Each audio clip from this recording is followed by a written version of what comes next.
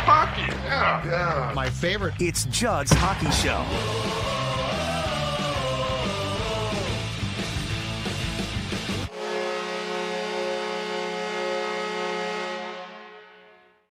Judd's Hockey Show. It's Judd's Hockey Show after a very impressive win by the Wild tonight by a final of 5-2 over the Dallas Stars from Grand Casino Arena. It is Judd. It is AJ. And plenty to get to here, Age. Impressive game, a fun game, actually, to watch, which we're saying something considering the fact the Wild had a bunch of guys out. But before we do that, I want to tell you about the best burger in town. And, of course, when I talk about the best burger in town, I am talking about the Parlor Burger, home of an iconic burger, but also just a great array of food, craft cocktails, beers as well.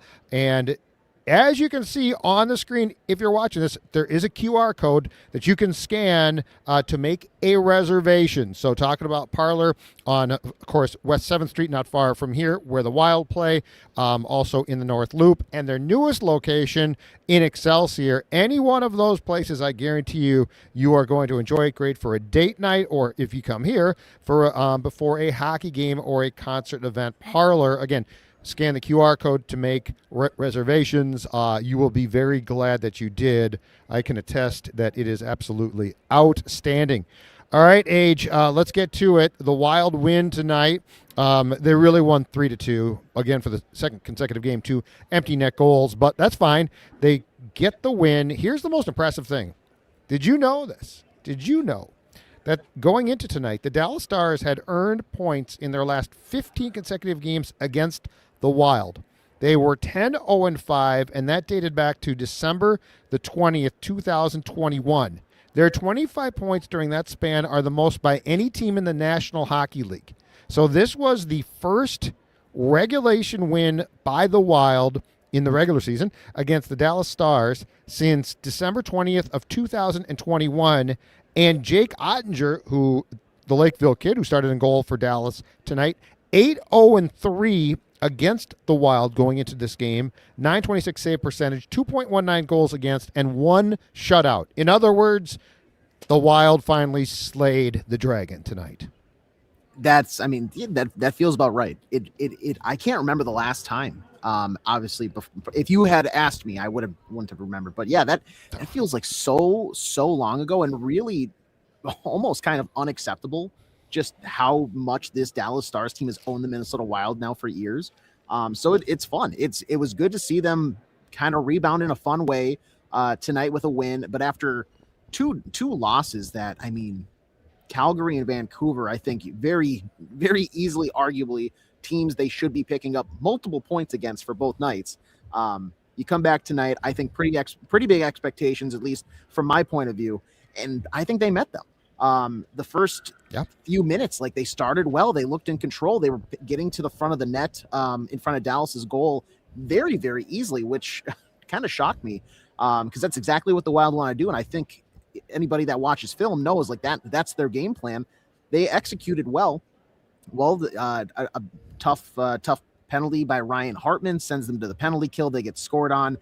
And I was very much assuming we were going to see what we saw against Calgary and Vancouver, where it's like, okay, kind of game scripts kind of going against us. Yeah, well, you know, it's just not our night. We're just going to kind of roll over and just take this L. They bounce back. They play some, honestly, damn good hockey. They skate with the Dallas Stars. They outwork the Dallas Stars. They at times out physical the Dallas Stars, and they put their goaltender on a pedestal. I think at times we've seen Gus in previous games win games for the Wild. It was the other way around, and I don't think Gus necessarily played his best, but he played good enough to win this game. They get lucky, I think, not lucky, because it was a very egregious offsides that should have been called probably in real time and not needing a review.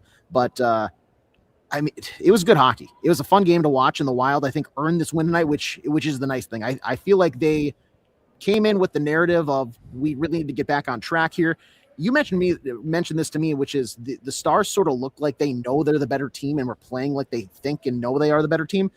But they didn't really translate effort-wise. So the Wild took advantage. They get 2 points, and it's, I think, for the first time, a regulation win where you're not letting another division rival just like take a point off you, even though you get 2. So you kind of make a movement in the standings. 2 points tonight is massive. So good job to the Wild for bouncing back in a big way. Absolutely. So let's talk about what you brought up, which was the disallowed goal, because I really feel like that was the turning point tonight.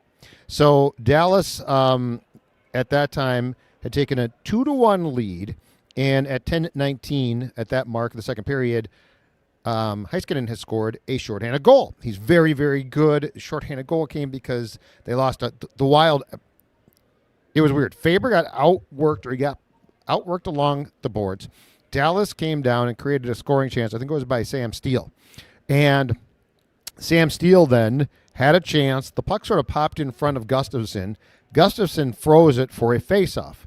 All right, but the problem there is, if my notes are correct, Eriksson Ek loses the draw. It comes clean back to the defenseman. Heiskanen then scores a shorthanded goal. And now it's 2-1, and you're against a Dallas team that's very good. You're sort of on your heels at that point.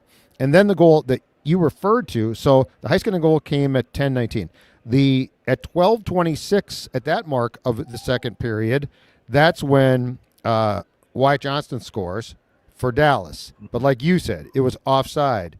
And like you said, it should have been called in real time. Like, it was an egregious offside. It was a terrible miss. I didn't think tonight's crew was, as we talked about up here in the press box, all that good. But that's fine. So it's immediately disallowed.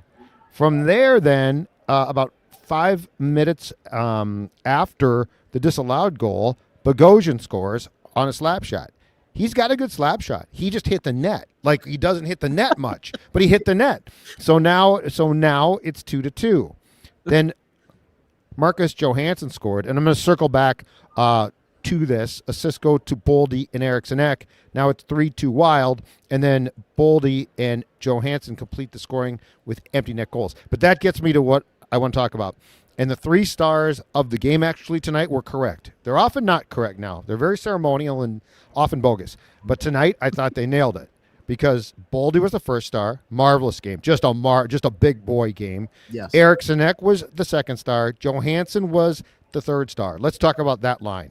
Because starting with Boldy, I really – Johansson joined the party, but it's my humble opinion that Boldy and Eriksson Ek carried this team tonight. I didn't think Kirill was great, but that line, which is technically the second line, was absolutely awesome. And this is – and we're seeing it enough now. I'm not complaining one bit. This is Matt Boldy. He's a star player now. Like, he's that good. He is a star, and he is a guy who can dominate games when he wants to and at times. And he did it tonight against a very good hockey team, Age. This guy's making $7 million a year for the next, 5 years? He's getting ripped off. Just crazy. If he's going to play like this, Kirill is going to have to take him out to dinner like 3-4 times a week and just front the bill. Whatever you want. We'll go to Manny's, run it up, give me one. Can Kirill just give him 3 million sheets per year off his? Because he's going to get, starting next season, 17, right? Yes. 17 million per. Can he just take it down to 14 and get Matt up to 10? Would that be too much to ask? I really don't think so at this point. That line tonight was tremendous. Eriksson Ek, he's kind of been doing. There is a little bit left to be desired for key faceoffs. I think that is like the one blemish that I think is glaringly obvious for his game. For instance, on the goal against tonight, but there is you're getting the defensive attributes there. You're getting good transition play. He's just a kind of a force that goes to the front of the net and is able. He surprisingly, for a guy of his stature, he's decent in the short angle, close quarters engagements up front with rebounds. And he's got very good tipping skills. We've seen that already this year. But Matt Boldy is, he was the guy to watch tonight. Every shift was just impactful. He's not shying away from any contact. He is, he's driving play. This is marvelous from him. And this is something that you were harping on him for, maybe the past at least year, maybe year and a half, which was there would be nights where we saw this, or a week where we saw this, and then he would go away. And then it's like, well, now he needs a talking to, and then we can reset. And now we put a quarter back in the machine and we get him again. This is every night. He's been doing this since night one, and it's just tremendous. I'm going to say it, knock on wood, but he's staying healthy.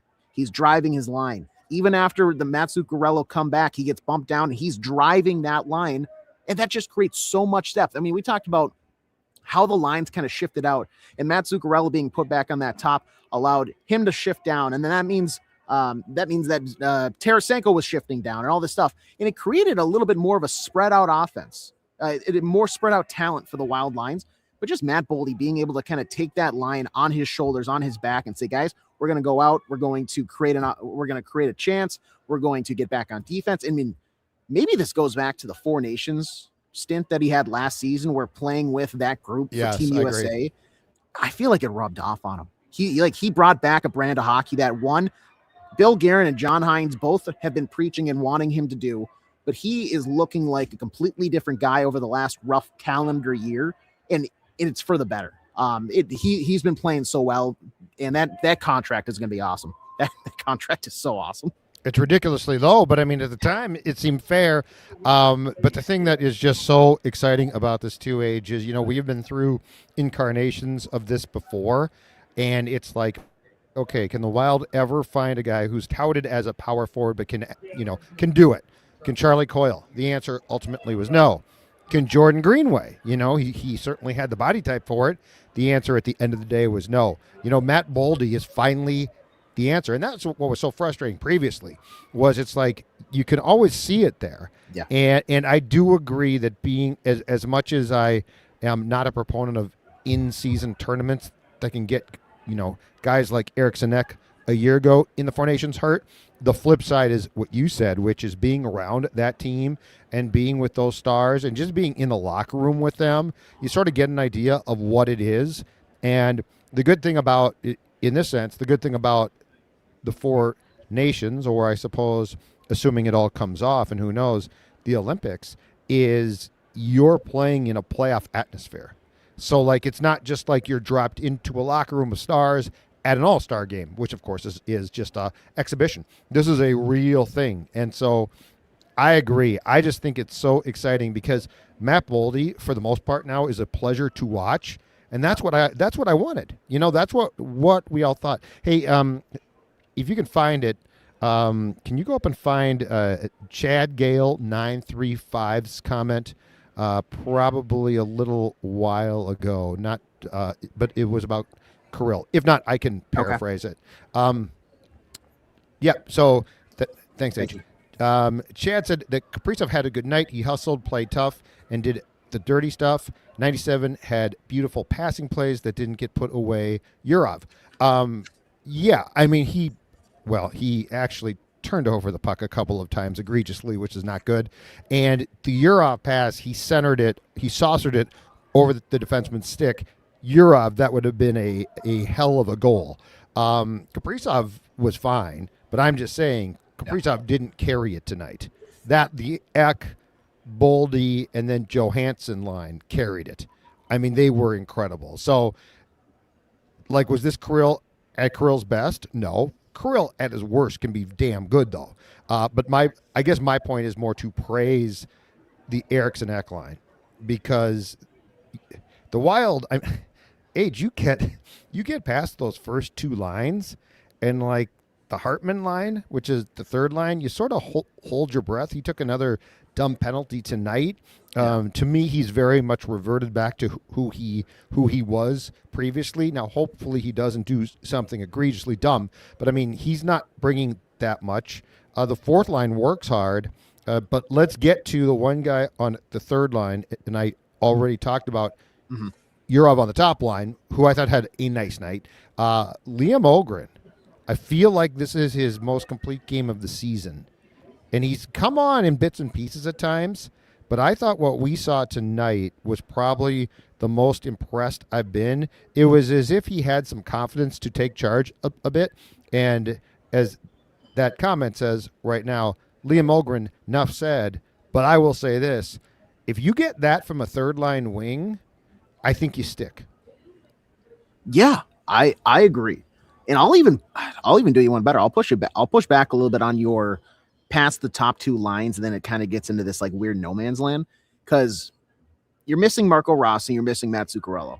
Let's think about this for a second, because right now, if you're getting, granted, this is a small sample size for a guy who is kind of like, is this a coming out party? I'm not sure, but let me be optimistic here for a second. Let me just live in a positive bubble for a second. You have your left wing, Kirill Kaprizov. You know who he is. Was it a not great night from him? Relative to him, yes, but like he's still your superstar. He's still your franchise player. Absolutely. Marcus Johansson. Frankly, there's not a better pinata for me on this team, but boy, I gotta give him credit. Like he's been fine. Like he's been better than I expected. So I'll leave him be. I'll gloss past it. The guy that you just brought up, Liam Ohgren. Tonight he looked so engaged. He was kind of hindering the Dallas Stars in his own defensive zone. He's shown that he can play a physical brand of hockey, and he kind of showed that tonight by I think he had one takeaway, but there was a couple instances where he rubbed somebody off the puck. I think he had a nice stick check on Johnston, just kind of slowing up their offensive flow. The transition game, he has decent speed for an NHLer, but then the shot that he has, I mean, Trennan dropped one off to him and he let one fly. And then it was the same shift where he kind of cycled around and came back to him. Another nice shot. And it's a blistering shot. If he's one of these times he's going to put it in the net and maybe that's going to be the dam is going to burst open. He's still looking for his first point. And if they're going to trade him, I need him to get one before he's out the door. But if you have this kind of play from him where when he's out there, it's sparing time, but there's enough shifts where I'm like, you know what? He kind of looks fine. He's kind of influencing play. I think you might have to hold on to him just to see. Ben Jones on the third line, we can move past. Like, yes, the fourth line is the fourth line. That's pretty forgettable. Danila Yurov, center. He had a couple chances that bouncing puck. I would like to think an NHLer should maybe like 50-50 bury the one that Kroll fed him. But at the same time, he's a rookie. I'll let it slide. I think he has a little more leeway there for what I'm going to look past. Joel Eriksson Ek, where you talk about him, great.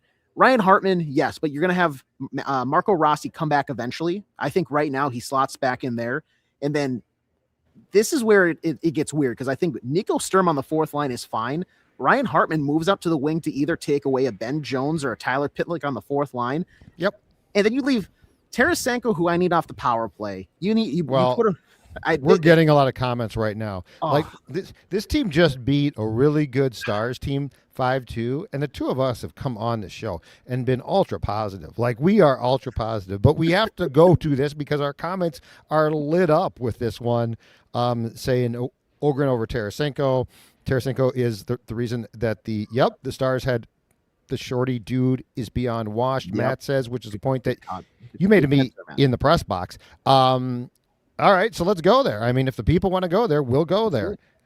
What would you do? Would Ohgren factor into going up, which to me seems a little bit aggressive considering his use so far?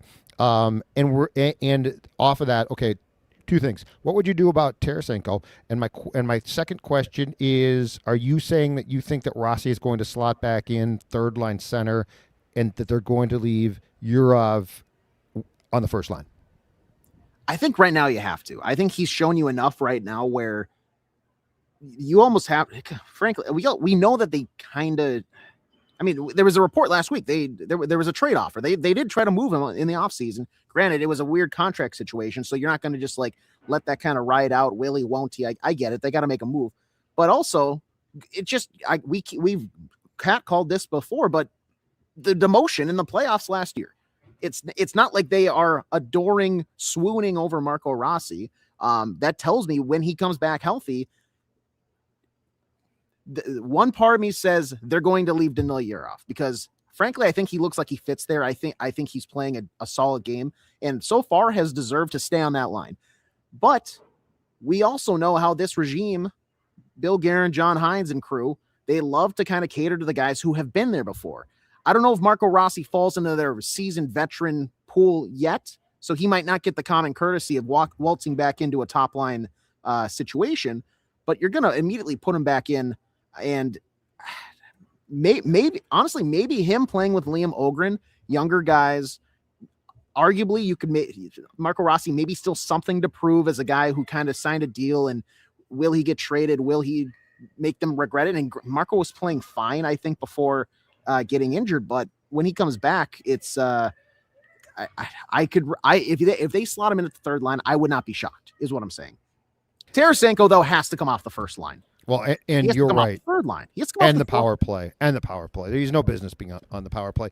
There's a comment, I forget who just sent in the comment, though, about the fact that it basically said, lay off Tarasenko because somebody has to get the puck to Kaprizov now that Zuccarello's out. But it's not going to be Tarasenko. He works hard, but there's nothing there. Like, there's nothing left there. He's going to score. He's going to score an occasional goal, but he's cooked. And so, I'm with you. Now, do you put Ohgren on the wing? I think that's super aggressive. I would just allow him to slot in now and get comfortable. And I loved his game tonight, but he has to put together multiple games like that. I'm not going to move him up yet to Kaprizov's wing. But all of that being said, yeah, I don't think Tarasenko. I mean, someone just said that he still has good hands. I don't even see that. I think he works, but I don't see anything left there. He is, in my opinion, he is out of gas. And I don't think that that's some type of hot take. I've watched him enough now. He's around the puck at times, but it's not enough. I mean, that dude is so far away from being the 40-goal scorer that he was with the Blues that he is unrecognizable to me. I'm seeing a couple comments about this too, but let me roll through this. We'll come back to it here actually, because I do like this point about Tarasenko. My issue with him on the power play is he is such a passenger. He kind of sits, and I understand. Yes, you need somebody to get to Kaprizov. Most guys can do that though. He's sitting on that kind of left point, left wing area, and there's not a lot of movement. He doesn't really bring too much, and he's waiting for when he gets the puck. He's waiting for his shot. Well, granted, he's not really scoring that many. If Liam Ohgren showed me he could hit the net a little more often, I would say I'd be more inclined to at least give him a look in that role, because I think his shot is actually pretty remarkable for a guy that has 0 goals this season. But I'm sick of watching Vladimir Tarasenko go out there. You know, he might be trying hard, and I do believe he's trying, but like you said, the skill, his body has essentially, I think, said we're done playing hockey.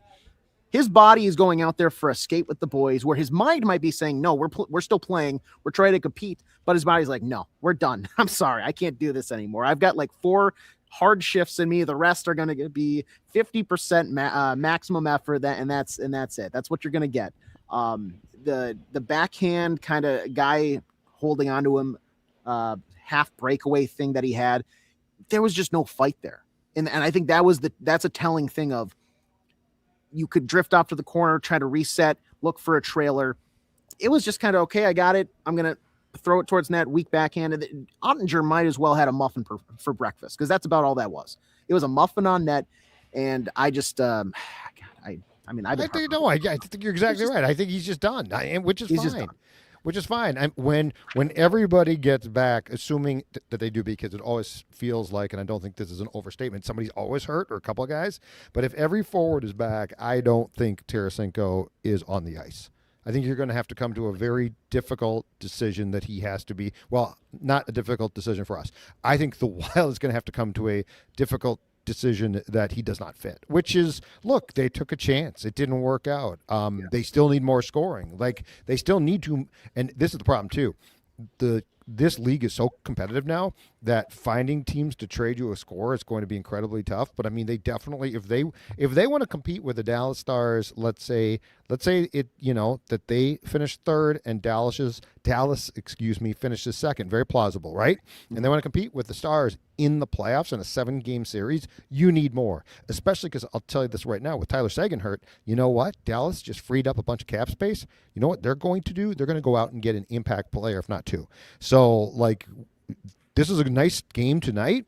The Wild, there's, aside from the games against the Flames and Canucks, there's a lot to like of late. They've played a lot of good, hard games, and this game tonight, shorthanded, was impressive. All that being said, Tarasenko's not that type of guy that you can take into the playoffs and play. Bob asked about Faceoff percentages, which is always a very important thing on Judd's Hockey Show because we always care. But Bob, before we get to that, I want to invite you and the rest of the folks here to the biggest party of the year. That's right. It's the countdown to 2026 at Mystic Lake Live Entertainment. Free party favors, dining and drink specials, giveaways, and so much more. Plus, get there early and enter to win $26,000 in cold, hard cash. Hit the dance floor at Hop House, which is their newest entertainment venue at Mystic Lake, and rock out to live music by Rhino. Who doesn't like Rhino? Or keep the party vibes going all across Mystic Lake with DJs dancing and festive fun everywhere that you turn. Get all of the details for the New Year's Eve party at mysticlake.com. That's mysticlake.com. All right, face-off percentages. Let's go with the guys that took multiple draws. Or let's say more than 3 draws, okay? Okay. Eriksson Ek, 11 wins, 15 losses in the circle tonight, 42%. I believe he took the draw that led to the that he lost, that led to the Shorthanded goal. Heiskanen shorthanded goal. He also took the draw that led to a goal by the Wild, and that was from him back to Bouillon back to Bogosian. Okay, so he took some good and some bad. Let's keep going through here. 5 and 7 for Yurov. So he also, like Eriksson Ek, was at 42%. He won 5 and lost 7, which for him I think is an overall improvement because he has struggled. Hartman was pretty good. 5 wins, 6 losses, 45%. And of the guys that took the majority of the draws, that's it. So it wasn't perfect, but it was funny. I thought it was a very telling thing that the face-off that Eriksson Ek lost shorthanded cost them, and the face-off that he won pretty much led directly to a goal. So, what's the comment? You used to be a face-off specialist back in the day. Is that true? They existed. They did exist back in the day. Yep, old school too. I'd turn my hand around. I'd win the draws. No question about it. I chicken wing guys as well. You were Zen and Konopka before Zen and Konopka. The only guy, I swear to God, I've watched the sport for 50 years or something like that. The only guy I've ever heard of who was a goon and a face-off specialist. And if you remember, one of the things he did that is now illegal was he would fall down and shovel the puck. Yeah. Which I believe is now a penalty. Yeah, well, it's the Zen and Konopka rule. Yeah, a goon and a face-off specialist. That guy was such a character. He had like cats, dogs, guinea pigs. No, he had a pet rabbit. He has his own like wine business or wine. He and Brett Burns or whatever. Just were probably fast friends. Character. I saw a couple comments of this earlier, and I want to get your thoughts on it. What do you think about Danila Yurov moving to the wing? Once people come back, Rossi slots in on the top line. And I'm just trying to work this out in my head because given people are healthy, I think that top line stays Rossi, centering, Kaprizov, Zuccarello. Oh, you do? Okay. Now for moving Yurov to the wing, I do. Okay. Second line would be Eriksson Ek centering, Matt Boldy, and then maybe you put, I think you probably leave Johansson. Yeah, I was going to say, I don't think he's coming off that line. Yep. Agreed. Third line, Ryan Hartman stays your center, and this is where you go maybe Danila Yurov on the wing with Trennan still there. I mean, I'm sorry. You don't? I don't love that. No. You want Trennan down on the fourth line? You're starting to lose me a little bit. Okay. Well, here's my biggest problem. Yeah, tell me. I'm really down on Hartman right now again. I'm so tired of if I could trade him by the deadline, I trade him. I'm just so tired of not knowing. I hate showing up to the rink. I make the drive. Took me an hour today, okay? I make the drive to the building, to the barn. I come into the barn, and I don't know what 38 is going to do. Drives me up the wall. I don't know if he's going to do something dumb. I don't know if he's going to play a game where you're like, oh, my God, this guy is bordering on being the first-line center again.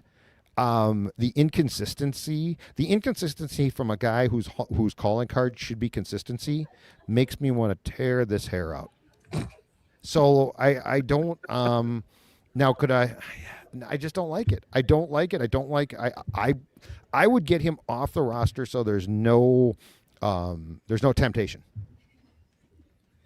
To GA's point here, he did, which Hartman drives me crazy. Actually showed up in the playoffs last year, and that's the problem. because he hasn't shown up really much since then. There was a few games right off the rip here this season that I thought he was fine. Well, the first game he scored 2 goals. Yeah. I think he has like 2 goals since then, right? Well, the point is the past few games that we've gotten this kind of like he's not. I don't know. It's weird because I think he struggles with playing the role he's born to play and playing a role that he wants to play. But I can't have that. Like I can't have that. It's a major issue. And what drives me crazy about the playoffs was that was right after the suspension when he did something stupid. And so he was on his best behavior. And so like that's there. He's too old though for me to ever believe I'm going to consistently get what I should get. I don't want him on my team because I'm tired of it. I don't know how he fits. Like tonight, that was just a stupid penalty. On 2 fronts, he hooked the guy, and then that play took place right below us here. And as H said too, he hooked the guy, and then he boarded him. Yeah, I mean, you could have got 4. So I'm sorry, I can't do it. I could construct a third line that I feel better about because if Hartman played his role like he truly should, he would be ideal there. But you cannot afford to have him do something stupid in the third period of a playoff game. That loses you games. And I'll tell you what right now, if they play Dallas will, if Hartman does something dumb, it will bite you right in the ass. And you cannot have that. That's how you lose series. So walk me through everybody's healthy. Everybody's healthy, clean slate. Okay. Walk me through your line construction. You get the lineup card. John Hines is not a person in this world right now. Yep. Judd Zulgad is the head coach of the Minnesota Wild. Okay. So I am now Yurov might get moved to the wing because he struggles in faceoffs, okay? But I think he's a good player and I think he does a good job. And I love earlier in the show you made a point that we've talked about and I think it's exactly right. Yurov is a great fit with, if everybody's healthy, with Zuccarello and Kaprizov because he understands what his role is. Sometimes it feels like Rossi is like, I think I know what my role is, but maybe it should be more, but maybe it should be different. And so I would say because 36 and 97, if this makes sense, are sort of self-sufficient. They need the center to come along for the ride, but they don't need him to be in the front of the tandem bike, or like if there were 3 people on a bike. So I'm going to go with 97 on the left, 36 on the right, and for now I'm going to leave Yurov at center, okay? Okay. All right. So for the second line, I agree with you. You cannot change it. So, well, actually you can. You could go McDavid Draisaitl with 12 and 97 at certain times, which Hines does at times. Yep. But just as a starting point, I'm going to go Johansson centered by Ek and then Boldy on the right wing, I believe.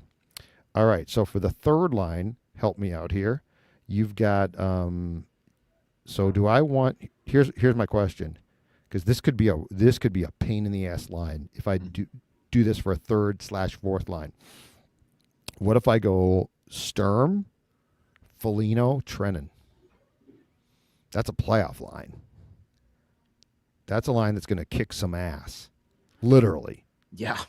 Like they're going to be a pain to play against. Now they do have to be smart. And then, so tonight, hold on a second here. I love this exercise, though. I love this because we're talking some key playoffs. names that we haven't heard are Marco Rossi, Liam Ohgren, okay, Vladimir Tarasenko. Yep. Okay. So Ben Rossi, Jones, Tyler Pitlick. Okay, well, Ben Jones and Tyler Pitlick are going to have awesome places to watch right by us in the press box. So Rossi centers the third line. So I got Rossi on the third line. Ohgren.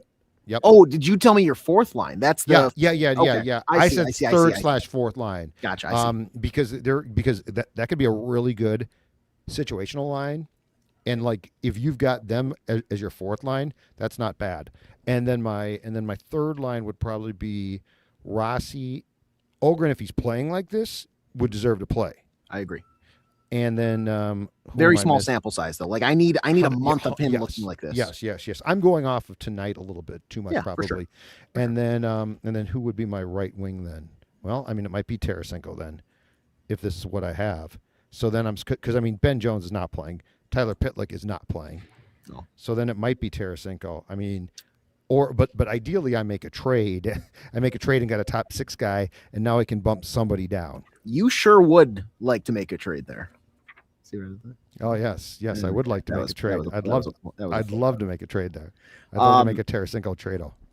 And the nice thing about that, if that's what your lines are, it's not like you have to go out and do this blockbuster deal. You're looking to fill a kind of gritty, maybe a little scoring. Frankly, this is, I think, a prototypical like you player. Like this is a guy that you like to watch, and you would love to find in some team that is maybe stuttering out, maybe. Yeah. Dare I say, Buffalo Sabres? I was going to say former Minnesota Wild. Alex Tuch.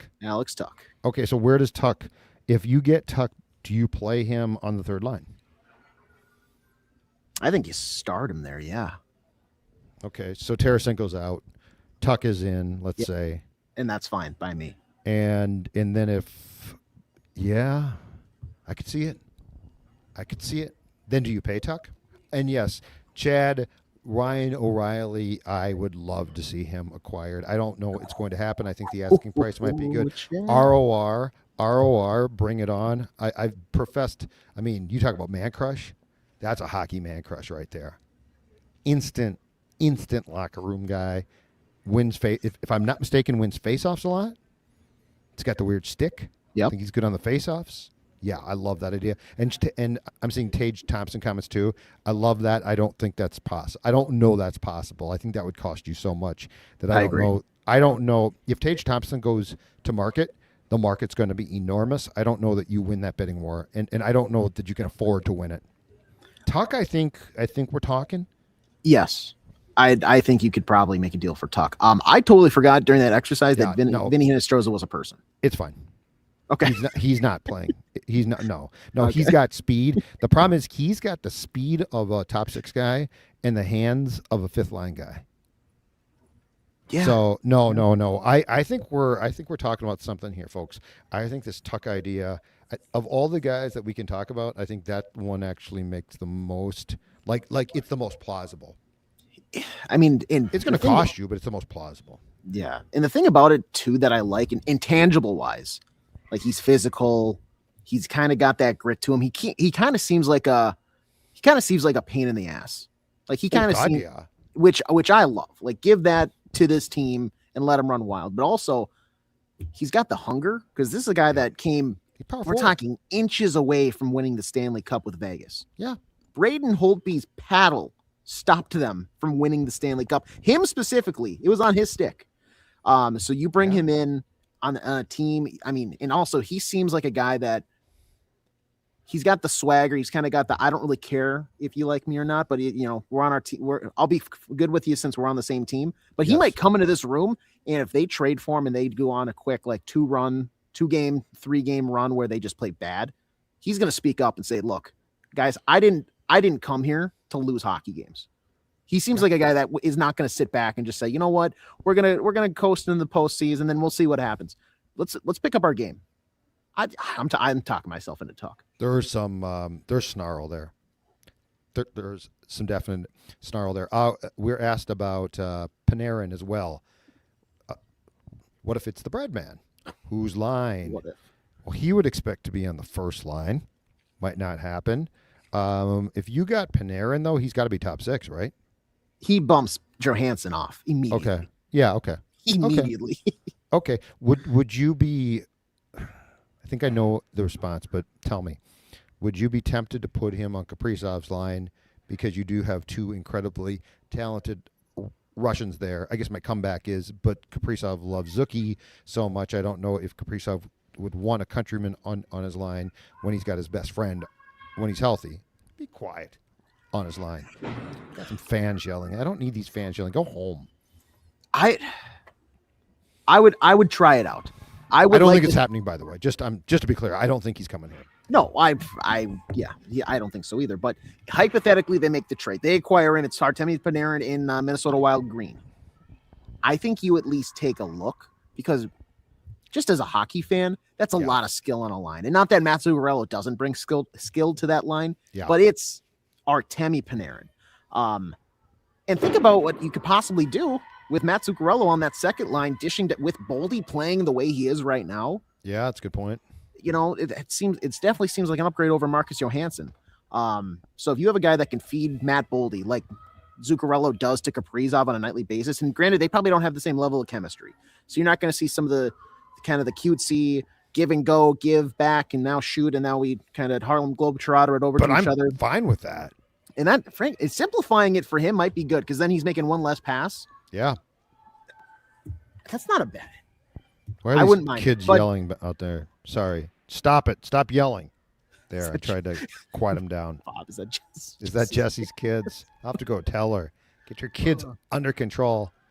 Yeah, I would like to see it, but at the end of the day, if like you get 3 or 4 games into that experiment and they have 1 goal at 5-on-5, you put them on the second line. And I think a Panarin, Eriksson Ek, Boldy line, imagine that for a 1-2 punch in a postseason run. That'd be a problem. That'd be a real big problem. That'd be a problem. I think, but I don't think Panarin has a chance. ROR, I think with what the Predators are going to try to get, probably not. I think Tuck might, especially if you're convinced that you can keep Tuck, because he's a free agent and he is going to be paid. And the only problem there is he's going to get paid market value now, which poor Boldy's going to be like, why did I sign for $7 million a year when Alex Bleepin Tuck is getting $11 million or 12 or 10? I don't know what. No, the Iron Vibe here says, I just don't want to see Kiefer Sherwood on our not at not the current price. No way. No, he's a really nice year, but no. Exactly. He's having a nice year. This is not normal Kiefer Sherwood, and I understand there's the link there because it's Vancouver and all this other stuff. And I'll admit there was like a 3-day span where I was like, he might be the guy they need to go after. And then I saw rumors. Yeah, you were a little bit too in on that. A first round pick plus, way too much. Way too much. What's interesting about this entire discussion too is, as I alluded to at the top of the show, you look at the standings right now. In fact, I looked at this last night. I want to say that in both conferences, aside from like 2 or 3 teams, everybody was within like 5 points of a playoff spot. So right now, there's not a lot of teams. Like if this continues, I don't think it's going to, but if this continues, you know, what's the incentive to not absolutely get a huge haul back? The Canucks are a mess. Calgary was a mess, but they've actually come back now and played okay. So that they've got a little bit, I don't think it's a ton, but they've got some hope. But Calgary and Vancouver and Buffalo are messes, but they also control the market right now. It's like if anybody makes a trade right now, it's one of those two. So yeah. Long story short, we need some separation here. Like we need a few more teams to start to just fall off because we're almost to Christmas. And I don't remember parity like this ever. Like this is National Football League like parity. It's stupid parity. So, you know, if you start to get a few teams that can fall off here now, it's going to open up trade options. Right now, though, we are literally talking about 2 or 3 teams. It feels like there's not this huge thing. I mean, there are some not great teams, but they're all within a playoff spot. And I don't think that they're going to bail until they feel it's officially done.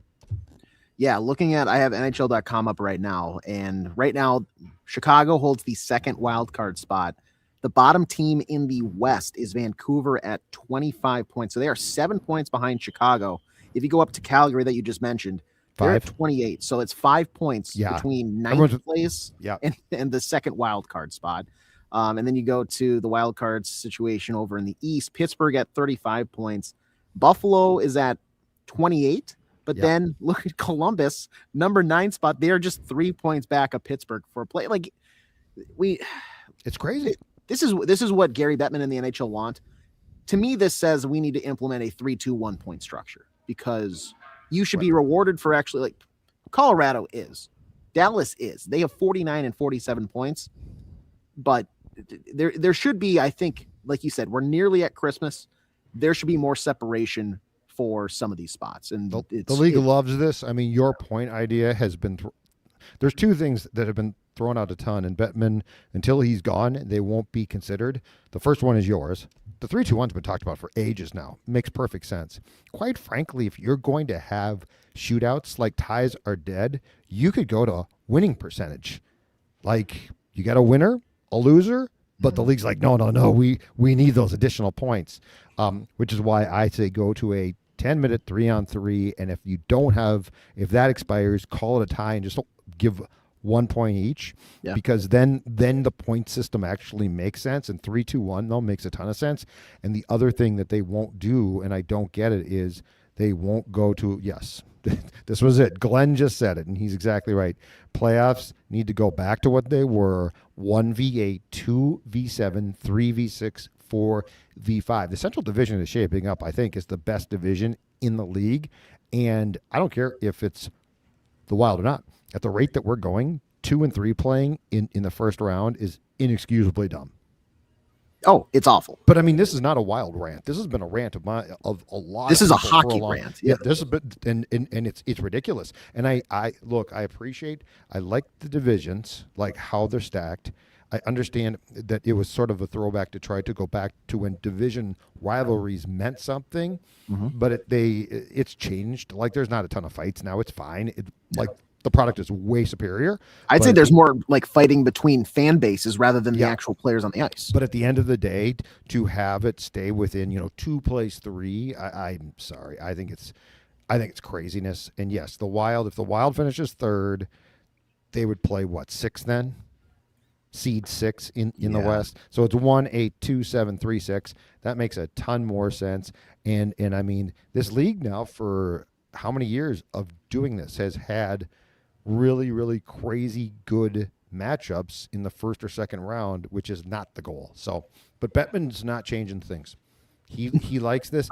They'll eventually, actually, when Gary Bettman's gone, I think they're going to go back to the seedings the way that they were, and I also think we're going to see a play-in. Like, I think they're going to expand and do what the NBA does. I think you're going to have 10 teams, right? I think you're going to have 10 teams and have some type of short playoff. But all of these things are going to be with a commissioner not named Gary Bettman, because he likes the status quo. Yes, and like Malachi and Iron Vibe say, Oilers Kings. I'm looking forward to it. It's like the Fast and Furious series. They just when you think, all right, guys, pack it up. That's enough movies. We're doing it again. We're running back. We're going to space. We're doing it again. One last question here. Jackson Johnson 6374 says, do you guys think Bill Guerin is going to ship off Yurov? Absolutely not. No. I think he'll trade Ohgren. I wouldn't be shocked if he trades Rossi. I think Yurov is going nowhere, and I think they like him a lot. Oh, and they should. And by the way, it was a small thing, and we talked about this a couple of days ago. But when he stepped in, when Vince Dunn hit Zuccarello in Seattle, and Yurov, without thinking about it, basically said, "Okay, I'm going to take care of this." I think that buys him a ton of credibility. I think it buys him a ton, because it was an instantaneous decision. He didn't know if the hit was cheap or not. Like, he didn't even think about it. But he went and defended his teammate, and it wasn't Kaprizov first. It was Yurov first.